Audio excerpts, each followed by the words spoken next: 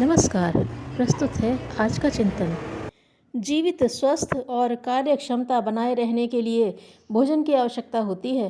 प्रकृति जिस रूप में किसी खाद्य पदार्थ को हमारे लिए उपलब्ध करती है, यदि उसे उसी रूप में ग्रहण किया जाए तो उसके तत्व नष्ट नहीं होते।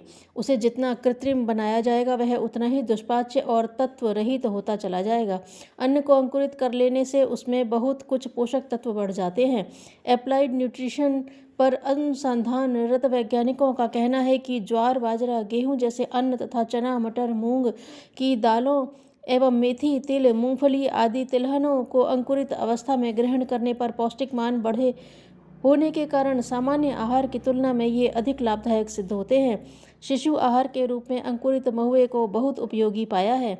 इसी तरह सेम एवं ब्रूसेल जैसी सब्जियों के अंकुरित दानों में कैल्शियम, फास्फोरस, आयरन तथा विटामिन ए प्रचुर परिमाण में मिलने के कारण उनकी उपयोगिता अब आहार चिकित्सकों के मतानुसार महत्वपूर्ण मानी गई है। इंसुलिन जैसे रसायन इन बीजों के अंकुरों में अपनी प्राकृतिक अवस्था में पर्याप्त मात्रा में पाए जाते हैं। आयुर्वेद ग्रंथों में वर्णित है कि प्राचीन काल के ऋषि मनीषियों का आहार प्रायः कंद मूल, फल या कच्चा अन्न हुआ करता था। उसे ग्रहण करके वे पूर्ण, स्वस्थ, दीर्घजीवी एवं ओजस्वी, तेजस्वी बने रहते थे। ईसाई धर्मग्रंथ बाइबल में भी इसी तरह उल्लेख मिलता है कि अनाजों को उनके प्राकृतिक रूप में खाकर लोग 100 वर्षों की आयु पा लेते थे।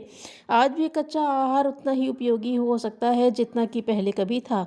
आहार विहार में परिवर्तन करके न केवल लंबी अवधि तक शारीरिक मानसिक स्वास्थ्य को अक्षुण्ण बनाए रखा जा सकता है, वरन जीवंत अन्न, धान्यों, फलों, सब्जियों का उपयोग करके कायाकल्प जैसे नवजीवन प्राप्त किया जा सकता है।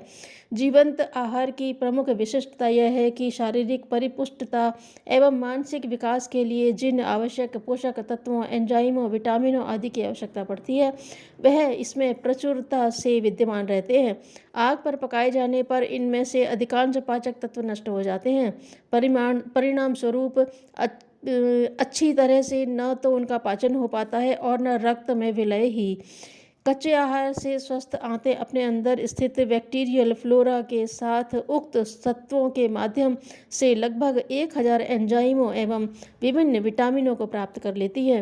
प्राकृतिक चिकित्सा विज्ञानियों के अनुसार कच्चे आहार की तुलना में पका हुआ भोजन स्वादिष्ट तो होता है, पर उच्च तापमान में पकाने के कारण उसमें सन्निहित प्रोटीन एवं शर्करा दुष्पाच्य बन जाती है। खनिज लवण, एंजाइम तथा विटामिन पूर्णतः नष्ट हो जाते हैं तो चिकनाई एवं कार्बोहाइड्रेट आदि ताप के कारण विघटित होकर विष का काम करने लगते हैं।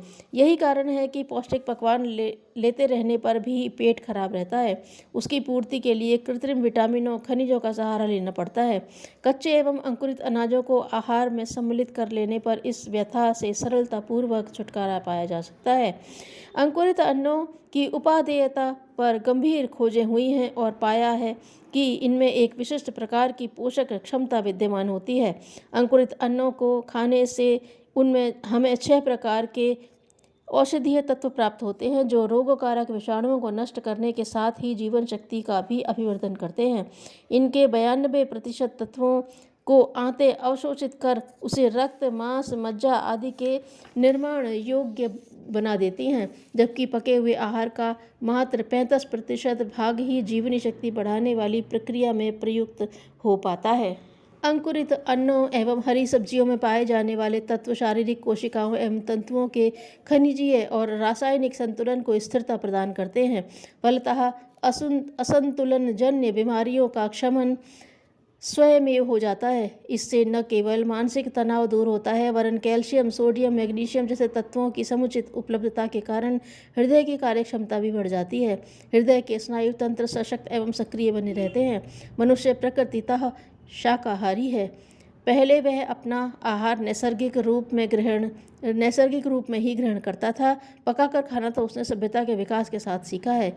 यही कारण है कि आंतें पके हुए आहार की अभ्यस्त बन गई हैं।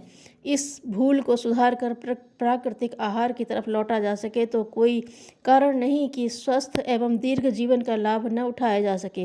वैज्ञानिक खोजों एवं परीक्षणों द्वारा जब यह सिद्ध हो गया कि कच्चे अन्न, फल एवं सब्जियां सूर्य किरणों की भांति शक्ति को अवशोषित कर अपने बीज कोशों में अवधारित कर लेती हैं, प्राकृतिक रूप से इन्हें खाने पर उस ऊर्जा भंडार को हमारी आंत्र कोशिकाएं पीछे आत्मसात कर लेती हैं और उसे पचाने में भी उन्हें कोई विशेष श्रम नहीं करना पड़ता।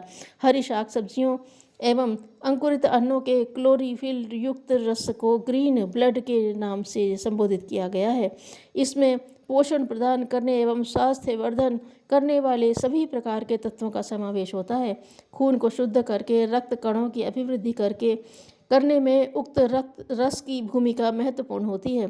चिकित्सा विज्ञानी इसे सूर्य शक्ति केंद्रित मानते हैं और कहते हैं कि क्लोरोफिल के अणु मानव रक्त में पाए जाने वाले हीमोग्लोबिन कणों से बहुत कुछ समानता रखते हैं। यही कारण है कि इसके सेवन से रक्त कणों की संख्या में असाधारण रूप से वृद्धि देखी जाती है। हरे रस का नियमित सेवन रक्त अभिसंचरण की प्रक्रिया को संतुलित तथा हृदय तंत्र को सशक्त बनाता है। रक्ताल्पता दूर करने के लिए अंकुरित अन्नों के ज्वारे का सफल प्रयोग किया जा सकता है। इसके अतिरिक्त आंत्रशोथ, त्वचा रोग, पेट में अल्सर, पायरिया जैसे रोगों में भी उन्हें पर्याप्त सहायता मिलती है। अंकुरों के रस में अब तक 100 से अधिक जीवन रक्षक तत्व खोजे जा चुके हैं। अंकुरित गेहूं को पूर्ण आहार बताया गया है। 1 ग्राम अंकुर में जितने अधिक पोषक तत्व पाए जाते हैं उसकी तुलना में 25 गुना अधिक शाक सब्जियों में भी मिलाकर उसकी पूर्ति नहीं कर सकती। शरीर के अंदर एकत्र दूषित पदार्थों को दूर कर रक्त रस का परिशोधन अभिवर्धन करने में यह महत्वपूर्ण भूमिका निभाता है। प्राकृतिक चिकित्सा संबंधी संस्था हिपोक्रेट हेल्थ इंस्टीट्यूट में वह अपने मरीजों का जवारे के रस से उपचार करती है। उसके अनुसार जीवंत आहार से कितने ही रोगियों को नवजीवन मिला है।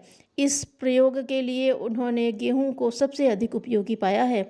इसके अंकुरों में कैंसर रोधी लेट्रोइल नामक एंजाइम बहुत अधिक मात्रा में पाया जाता है। सेम के बीजों को अंकुरित कर लेने पर उसमें सन्निहित इंसुलिन कई गुना अधिक बढ़ जाता है। मधुमेह रोगियों के लिए अंकुरित सेम बहुत लाभकारी सिद्ध हुआ है। आहार विज्ञानियों का कहना है कि किसी अन्न धान्य दाल आदि के अंकुर अपने प्रारंभिक काल में विटामिनों के भंडार होते हैं। इनमें विटामिन बी कॉम्प्लेक्स, सी, ई तथा एफ प्रचुर मात्रा में विद्यमान होते हैं। 5 दिन के अंकुरित गेहूं एवं जई में सामान्य दानों की तुलना में 500 गुना अधिक जीवन तत्वों का बाहुल्य देखा गया है। इसी तरह प्रोटीन की मात्रा एवं विविधता में भी अभिवृद्धि पाई गई है। शुरू के दिनों में इस अंकुर में प्रायः स्टार्च भरा होता है। उनके अनुसार अंकुरित अन्नों को सदैव कच्चा ही खाना चाहिए। उबालने पर उनके उपयोगी तत्व नष्ट हो जाते हैं।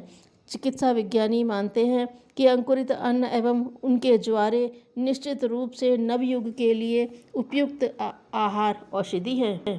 रोग नाशन एवं आरोग्य संवर्धन की दोहरी क्षमता से संपन्न इस आहार को उन्होंने सभी आयु वर्ग के व्यक्तियों के लिए उपयुक्त पाया है। अशक्त रोगी भी जीवंत आहार से स्वस्थ हो जाते हैं। इस प्रयोग में ऐसे लोगों को आरंभ में गेहूं के स्वस्थ बीजों को 2 कप पानी में 24 घंटे भिगोकर रखने पर तैयार किया जाता है। प्रतिदिन 2-3 गिलास इस पानी को छान कर देते रहने पर शरीर का वजन भी बढ़ता है, स्फूर्ति भी आती है तथा जीवनी शक्ति भी बढ़ती है। गेहूं को ही लीजिए, वह रोज खाए जाने वाला अभ्यस्त अन्न है, पर उसका महत्व भी हम कहाँ समझते हैं और कहाँ उसका सदुपयोग करते हैं। गेहूं का छिलका, जिसे भूसी या चोकर कहा जाता है, आमतौर से उसे छान कर फेंक देते हैं और यह भूल जाते हैं कि उनमें बहुमूल्य जीवन तत्व, विटामिन और खनिज मिनरल भरे होते हैं। एक आदमी के आटे में जितना चोकर निकलता है उतने में बाजार से खरीदे जाने वाले कई रुपया मूल्य से अधिक के विटामिन और मिनरल होते हैं। यदि चोकर समेत रोटी खाई जाए तो पौष्टिक तत्व खरीदने के लिए औषधि विक्रेताओं का दरवाज़ा खटखटाने और रंग बिरंगी शीशियाँ खरीदने में जेब खाली न करनी पड़े। एक दिन रात पानी में भिगोकर यदि गेहूँ खाया जाए तो उसमें सूखे गेहूं की अपेक्षा 3 गुने अधिक पोषक तत्व बढ़ जाते हैं। गेहूं की महत्ता के संबंध में कुछ दिन पूर्व डॉक्टर एन विगमोर ने पुस्तक लिखी है।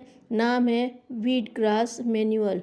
इस पुस्तक में लेखिका ने गेहूं की नव अंकुरित घास के रस की अत्यधिक प्रशंसा की और लिखा है कि संसार में कोई रोग ऐसा नहीं जिसे इस घास के उपयोग से अच्छा न किया जा सकता हो। उन्होंने इसे बुढ़ापा दूर करने वाली महत्वपूर्ण पुष्टाई भी बताया है और अनुसंधानों का विवरण दिया है। जिनमें कठिन रोगों पर इस रस के प्रयोग से विजय प्राप्त की गई। इस रस को बनाने की विधि इस प्रकार है। 1 दर्जन मिट्टी के गमले या ऐसे ही कोई चौड़े बर्तन ले लीजिए। उसमें खाद और मिट्टी भर दीजिए। इसमें अच्छे किस्म का गेहूँ बो दीजिए। थोड़ा पानी डालिए और छाया में किसी बरामदे में इन गमलों को रख दीजिए। 3-4 दिन में अंकुर उग आएंगे और 8-10 दिन में भी 7-8 इंच बढ़ जाएंगे। इनमें से 30-40 पौधे पहले ही दिन जड़ सहित उखाड़ लें। जड़ को काटकर फेंक दीजिए। बाकी घास को धोकर सिल पर थोड़े पानी के साथ पीस लीजिए। इससे लगभग आधे गिलास ठंडाई जैसा रस बन जाएगा। इसे छान कर पिया जाए।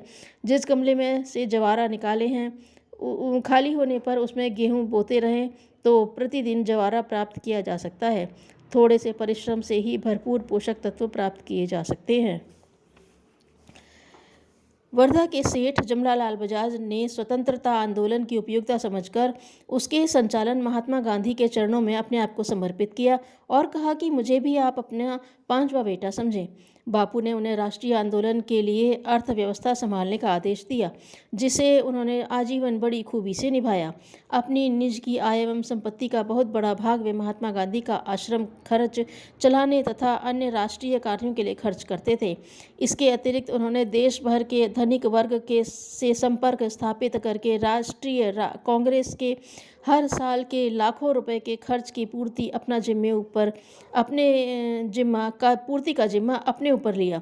सेठ जमनालाल की उदारता और परमार्थ प्रियता सदा याद की जाती रहेगी। सत्परामर्श के लिए अति उपयुक्त अवसर की प्रतीक्षा करनी चाहिए।